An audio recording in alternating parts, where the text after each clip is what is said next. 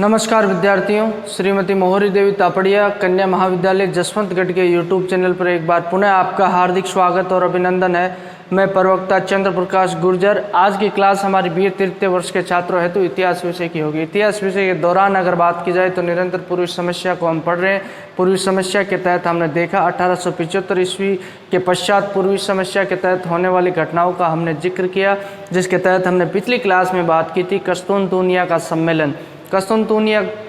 जो बात की जाए तुर्की की राजधानी होती है, जिसके तहत जो बाल्कन समस्याओं को समाप्त करने के लिए जो यूरोपीय महाशक्तियों के द्वारा एक सम्मेलन का आयोजन किया जाता है और यूरोपीय महाशक्तियों के द्वारा जो तुर्की के सुल्तान को अपने प्रस्ताव प्रस्तुत किए जाते हैं, अपने सुझाव प्रस्तुत किए जाते हैं, उन सुझावों के तहत उनके द्वारा बात की जाती है जो बाल्कन क्षेत्र में स्थित जो जितने भी राज्य हैं उनको स्वतंत्रता और अर्ध स्वतंत्रता देने की बात उनके द्वारा कही जाती है, जिसको तुर्की के सुल्तान के द्वारा ठुकरा दिया जाता है। जिसके पश्चात हम देखने को मिलते हैं बाल्कन प्रायद्वीप में जो तनाव की स्थिति पैदा हो जाती है और रूस और तुर्की के मध्य भी जो बात की जाए तनाव की स्थिति, टेंशन क्रिएट हो जाता है। जिसके तहत हम देखते हैं इसी सम्मेलन के दौरान जो रूस के द्वारा जो ऑस्ट्रिया के साथ क्या कर लिया जाता है, समझौता कर लिया जाता है। समझौते के तहत इन दोनों के बीच में जो बात हो जाती है कि अगर तुर्की और रूस में युद्ध होता है तो उस दौरान ऑस्ट्रिया क्या रहेगा, तटस्थ रहेगा और तुर्की का पक्ष उसके द्वारा नहीं लिया जाएगा। इस बात के तहत समझौता हो जाता है और उनके द्वारा जो समझौते के तहत कई जो आपस में जो बात की जाए शर्तें तय कर ली जाती है, जिसके तहत हम किन क्षेत्रों पे अधिकार करने का अधिकार ऑस्ट्रिया का दे दिया जाता है, कुछ क्षेत्रों पे जो हम देखते हैं, और रूस के द्वारा जो स्लाव राज्य का निर्माण करने का आश्वासन दिया जाता है। तो जिसके तहत ऑस्ट्रिया भी ये आश्वासन देता है कि अगर युद्ध होता है, क्योंकि रूस को ये पता था कि तुर्की और रूस के मध्य युद्ध होना अवश्यम भावी है, तो जिसके तहत उनके द्वारा आपस में समझौता कर लिया जाता है। और उसके पश्चात लंदन प्रोटोकॉल के बारे में हमने बात की। लंदन प्रोटोकॉल के तहत बात की जाए तो रूस के द्वारा पुनः जो बाल्कन क्षेत्र की समस्याओं को सुलझाने का प्रयास किया गया है, रूस और इंग्लैंड दोनों के द्वारा तुर्की के सुल्तान के समक्ष जो बात की जाए तुर्की के समक्ष अपना प्रस्ताव प्रस्तुत किया, जिसे भी जो तुर्की के द्वारा ठुकरा दिया जाता है। अब दोनों पक्षों में बात की जाए तो युद्ध इनके बीच अवश्यम भावी हो जाता है और मूलतः यहाँ जो युद्ध के लिए जो रूस और तुर्की का टकराव जो अवश्यम भावी हो जाता है। तो अब हम बात करने वाले हैं क्रीमिया के युद्ध की। हमने बात की क्रीमिया के युद्ध के पश्चात जितनी भी जो बात है पूर्वी समस्या के तहत घटनाओं का जिक्र किया। रोमानिया का चाहे निर्माण हो, सर्बिया का चाहे स्वतंत्रता संग्राम हो, सर्बिया को अर्ध स्वतंत्रता मिलनी हो, हर्जेगोविना, मोंटेनीग्रो इनका विद्रोह, यानी बाल्कन प्रायद्वीप की बात की जाए तो रूस और तुर्की की सीमाओं के मध्य का जो क्षेत्र था, इसी क्षेत्र को लेकर रूस और तुर्की में जो विवाद उत्पन्न होता है और ये विवाद यूरोपीय महाशक्तियों के बीच में भी होता है, क्योंकि कई यूरोपीय महाशक्तियों के द्वारा चाहे इंग्लैंड हो, चाहे फ्रांस हो, चाहे जर्मनी हो, चाहे ऑस्ट्रिया हो, चाहे रूस हो, तुर्की हो, तो इनके द्वारा इस क्षेत्र पर अधिकार करने का प्रयास किया जाता है, क्योंकि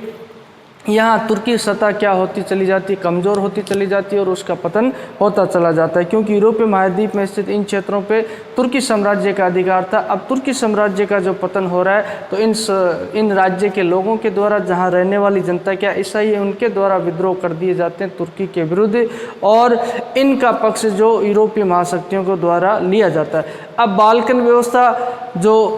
यूरोपीय महाशक्तियों के द्वारा की जाती है। अब बाल्कन व्यवस्था से पूर्व की जो परिस्थितियों के बारे में हम जिक्र करेंगे। बाल्कन व्यवस्था की पृष्ठभूमि कैसे तैयार होती है, बाल्कन व्यवस्था के लिए कौन कौन सी घटनाएं जिम्मेदार होती है, कौन कौन सी घटनाएं मुख्य रूप से जिम्मेदार होती है, उनका हम जिक्र करें, जिसके तहत हम देखेंगे रूस और तुर्की का युद्ध। रूस और तुर्की के बीच में जो मध्य जो युद्ध हो जाता है, उसके पश्चात हम तुर्की को रूस के द्वारा क्या कर दिया जाता है, पराजित कर दिया जाता है। तो ऐसी घटनाएं जो मूल रूप से बात की जाए बाल्कन व्यवस्था के लिए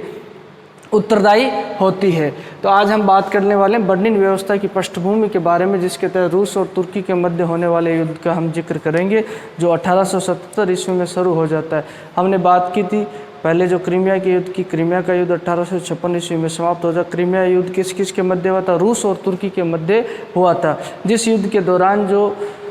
तुर्की के साथ यूरोपीय महाशक्तियों के द्वारा, जिसके तहत फ्रांस और इंग्लैंड के द्वारा दिया जाता है। ऑस्ट्रिया भी जो इस युद्ध में जो स्वार्थपूर्ण तटस्थ रहता है, तो इससे क्या हो जाता है, रूस पराजित हो जाता है। रूस के मन में जो ये जो प्रतिशोध की जो ज्वाला प्रज्वलित थी, और रूस पुनः तुर्की से प्रतिशोध लेना चाहता था, और बाल्कन क्षेत्रों पर रूस के द्वारा जो अपनी नज़र डाली हुई थी, रूस इस पर अधिकार करना चाहता था। तो उसी दौरान हम बात करते हैं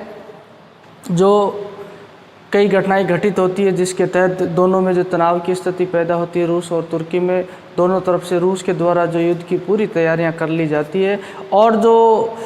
हमने देखा कस्तूनतूनिया का सम्मेलन जो असफल हो जाता है, लंदन प्रोटोकॉल है जो वो भी असफल हो जाता है। उसके पश्चात जो तुर्की से क्षुब्ध होकर, क्योंकि तुर्की के सुल्तान के द्वारा बात की जाए, इस क्षेत्र के ईसाइयों के प्रति भी जो काफ़ी अत्याचार किए जा रहे थे, और हमने देखा किस तरीके से दमनकारी नीति जो तुर्की के द्वारा अपनाई जाती है, तो उसके व्यवहार से क्षुब्ध होकर, दुखी होकर रूस के द्वारा क्या कर दिया जाता है, तुर्की के विरुद्ध युद्ध की घोषणा कर दी जाती है। अब तुर्की के विरुद्ध युद्ध की घोषणा कब की जाती है, 24 अप्रैल 1877 ईस्वी को, जो लंदन प्रोटोकॉल असफल हो जाता है, कस्तूनतूनिया सम्मेलन असफल हो जाता है। उसके पश्चात रूस के द्वारा तुर्की के विरुद्ध युद्ध की घोषणा कर दी जाती। जैसे ही रूस के द्वारा तुर्की के विरुद्ध युद्ध की घोषणा की जाती है, उसी दौरान मोंटेनिग्रो है, उनके द्वारा भी, जो मोंटेनिग्रो का क्षेत्र है, रोमानिया का क्षेत्र है, मई 1877 ईस्वी में जो रोमानिया के द्वारा भी क्या कर दिया जाता है, तुर्की के विरुद्ध युद्ध की घोषणा कर दी जाती है। और 12 जून 1877 ईस्वी की बात की जाए तो मोंटेनिग्रो क्षेत्र है, वहाँ के लोगों के द्वारा भी जो तुर्की के विरुद्ध युद्ध की घोषणा कर दी जाती है। हमने देखा पहले से भी जो ये लोग, जैसे रोमानिया का क्षेत्र मैंने बताया था, मोल्दाविया और वलेशिया से मिलकर बना था, और इस क्षेत्रों को लेकर ही जो तुर्की और रूस के मध्य क्या होता है, विवाद उत्पन्न होता है। क्योंकि इस क्षेत्र पर सबसे पहले किसने अधिकार किया था, रूस ने अधिकार किया था, और इस क्षेत्र जो ये क्षेत्र किसके अधीन आता था, तुर्की के अधीन आता था। तो अब इन क्षेत्र के लोगों के द्वारा भी रूस का सहयोग किया जाता है, और इसी तरीके से हम देखते हैं इन दोनों के मध्य जो युद्ध की शुरुआत हो जाती है, रूस और तुर्की के मध्य। रूस की सेनाएं रूस की सीमाओं से निकल डेन्यूब नदी पार करते हुए जो बाल्कन क्षेत्र की पहाड़ियों की ओर बढ़ने लगती है, और बाल्कन क्षेत्र किसके अधिकार में था, तुर्की साम्राज्य के अधिकार में था। तो यहाँ पे तुर्की साम्राज्य की जो सेनाएं हैं, उनके द्वारा जो रूस को रोकने का प्रयास किया जाता है, लेकिन रूस को रोकने का प्रयास में वो क्या हो जाते हैं, तुर्की सेनाएं असफल हो जाती है। लेकिन यहाँ पे तुर्की सेना के जो सेनापति है, जो जिसका नाम है उस्मान पाशा के द्वारा जो रूस की सेना की प्रगति रोक दी जाती है, और 5 महीनों तक रूस की प्रगति को रोक दिया जाता है, जिसके तहत उनके द्वारा जो ये प्लेवान का दुर्ग है, प्लेवान के दुर्ग है, इसको जो 5 महीनों तक इसकी रक्षा की जाती है, किसके द्वारा, उस्मान पाशा के द्वारा, जो तुर्की सेना का सेनापति है। और यहाँ तक 5 महीनों तक रूस की प्रगति को रोके रखता है, लेकिन ये अंत तक जो हम देखते हैं इसमें असफल हो जाता है रूस की सेनाओं को रोकने में। और इस 10 दिसंबर 1877 ईस्वी को जो प्लेवान का दुर्ग है, उसका क्या हो जाता है, पतन हो जाता है, और रूस की जो सेनाओं को सफलता हासिल होती है। ठीक है, अब रूस की सेनाएं निरंतर आगे बढ़ रही है। रूस की सेनाओं द्वारा 20 जनवरी 1878 ईस्वी की बात की जाए तो एड्रियानोपोल तक वह पहुंच जाती है। इस क्षेत्र पर अधिकार रूस की सेनाओं का हो जाता है, और जहां से जो तुर्की की राजधानी है, कौन सी, कस्तूनतूनिया किसकी राजधानी है, तुर्की की राजधानी है। तुर्की की राजधानी मात्र 170 मील दूर रहती है। 1 मील की बात की जाए तो लगभग 3.25 जो किलोमीटर 1 मील में हमें देखने को मिलते हैं। तो इतनी दूरी यहाँ रहती है रूस की सेना, जो तुर्की की राजधानी से दूर रहती है। अब तुर्की पे भयंकर दबाव बन जाता है, और इस दबाववश जो मजबूरी में तुर्की के द्वारा क्या किया जाता है, संधि का प्रस्ताव रखा जाता है, किसके समक्ष, रूस के समक्ष। क्योंकि रूस की सेनाएं निरंतर जो तुर्की राज्य में जो बात की जाए उसकी राजधानी की तरफ बढ़ती चली जाती है, और तुर्की सेनाएं उसे रोकने में क्या हो जाती है, असफल हो जाती है। तो इन परिस्थितियों में जो मजबूरी बस तुर्की के द्वारा रूस के साथ संधि की जाती है, और रूस के साथ संधि उसकी ही शर्तों के आधार पर की जाती है, जो शर्तें रूस के द्वारा निर्धारित की जाती है, उनको मानते हुए जो युद्ध विराम की घोषणा किसके द्वारा कर दी जाती है, तुर्की के द्वारा कर दी जाती है। अब स्पष्ट रूप से हमें देखने को मिलता है कि तुर्की की यहाँ क्या होती है, पराजय होती है। और इन परिस्थितियों में बात की जाए, जो इंग्लैंड को काफ़ी चिंता हो जाती है जब रूस की विजय होती है, और इंग्लैंड इससे काफ़ी चिंतित हो जाता है। क्योंकि अगर बात की जाए तो इस एशिया क्षेत्र में जो बात है, तुर्की के क्षेत्र में जो उसका निजी स्वार्थ था इंग्लैंड का, उसके एशियाई जो उपनिवेश है उन पे खतरा उत्पन्न हो सकता था। और ये रूस को तो शुरू से ही हमने देखा कि इंग्लैंड के द्वारा रोक कर रखने का प्रयास किया जाता है और रूस एक शक्ति के रूप में उभर कर आएगा जिसमें यूरोपीय महाशक्तियों में और संघर्ष की स्थिति उत्पन्न हो जाएगी। इससे इंग्लैंड बौखला उठता है और इंग्लैंड के द्वारा क्या कर दिया जाता है, रूस को एक चुनौती चेतावनी दे दी जाती है। रूस को चेतावनी दी जाती है कि आप अगर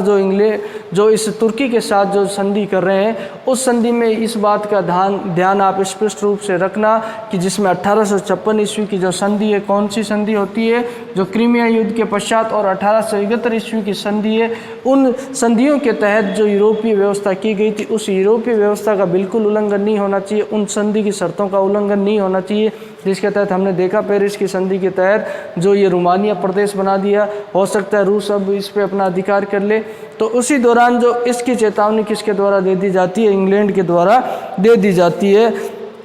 कि इन संधियों के द्वारा स्थापित व्यवस्था के विरुद्ध हो तो कोई भी यूरोपीय महाशक्ति है उसके साथ नहीं होगी और यूरोपीय महाशक्ति की सहमति के बिना कोई भी शर्त नहीं की जाती है। चुनौती किसके द्वारा दे दी जाती है, इंग्लैंड के द्वारा दे दी जाती है और उनके द्वारा कहा जाता है कि यूरोपीय महाशक्तियों के द्वारा आपकी संधि को क्या नहीं दी जाएगी, मान्यता नहीं दी जाएगी।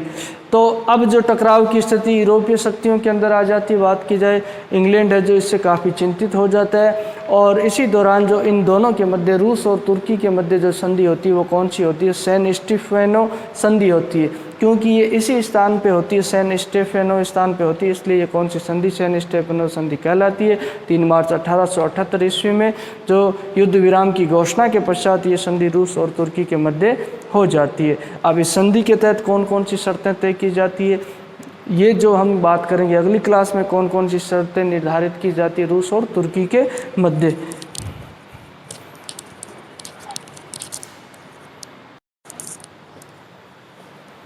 तो विद्यार्थियों, आज की क्लास में हमने बात की जो बर्लिन व्यवस्था की पृष्ठभूमि, बर्लिन व्यवस्था स्थापित होने से पहले जो यूरोपीय महाशक्तियों की भूमिका क्या रहती है, और अगर बात की जाए तो यूरोपीय महाद्वीप में घटित महत्वपूर्ण घटनाएं घटित कौन कौन सी होती है जिसके तहत हमें देखने को मिलता है। इसी यानी बर्लिन व्यवस्था से पहले रूस और तुर्की के मध्य पुनः युद्ध हो जाता है। इस युद्ध में हालांकि इस बार जो बात की जाए इंग्लैंड फ्रांस के द्वारा तुर्की का साथ नहीं दिया जाता, सिर्फ तुर्की और रूस के मध्य ये युद्ध होता है। इस युद्ध में अगर बात की जाए तो रूस के द्वारा जो तुर्की को पराजित कर दिया जाता है और इस युद्ध में जो तुर्की को संधि करने के लिए मजबूर रूस के द्वारा कर दिया जाता है। लेकिन इस संधि का विरोध किसके द्वारा किया जाता है, इंग्लैंड के द्वारा किया जाता है, क्योंकि यहाँ पे जो निजी स्वार्थ इंग्लैंड के भी टकराते हैं और बात की जाए एशियाई उपनिवेश उसके खतरे में आ सकते हैं। इस वजह से वह और यूरोप की अन्य शक्तियों की बात की तो फ्रांस और इंग्लैंड कतई नहीं चाहते थे कि रूस की शक्ति में क्या हो बढ़ोतरी हो और यूरोपीय महाद्वीप में उसका हस्तक्षेप बढ़े, तो उसे रोकने का प्रयास किया जाता है, जिसके तहत उनके द्वारा कहा जाता है कि जो 1856 ईस्वी की संधि है और 1871 ईस्वी की जो संधि के तहत यूरोपीय में जो व्यवस्था की गई है उस व्यवस्था का कतई कोई भी जगह उल्लंघन नहीं होना चाहिए। नहीं तो इस संधि को जो बात की जाए यूरोपीय महाशक्तियों के द्वारा क्या सहमति नहीं दी जाएगी और स्वीकार नहीं किया जाएगा। उसी दौरान जो बात करते हैं रूस और तुर्की के मध्य ये संधि सैन स्टेफेनो संधि हो जाती है, जो 3 मार्च 1878 ईस्वी को रूस और तुर्की के मध्य संपन्न होती है। अब इस संधि के तहत कौन कौन सी शर्तें निर्धारित की जाती है जिनके बारे में पढ़ेंगे हम अगली क्लास में। तो बोलिए यहाँ तक आपको कोई चीज़ समझ में नहीं आई हो, किसी तरह की समस्या हो, शंका हो तो आप निसंकोच पूछ सकते हो। इसके अलावा जो आपके पास जो शैक्षणिक व्हाट्सएप ग्रुप प्लेटफॉर्म अवेलेबल है उसके माध्यम से भी आप अपनी बात मुझ तक पहुंचा सकते हो और इतिहास विषय से संबंधित कोई भी आपकी जिज्ञासा उत्सुकता वो भी आप मुझसे साझा कर सकते हो। अध्ययन अध्यापन से संबंधित किसी तरह की आपकी राय या सुझाव है वो भी आपकी आमंत्रित है। तो आज की क्लास के लिए बस इतना ही और सभी विद्यार्थियों का एक बार पुनः बहुत बहुत धन्यवाद।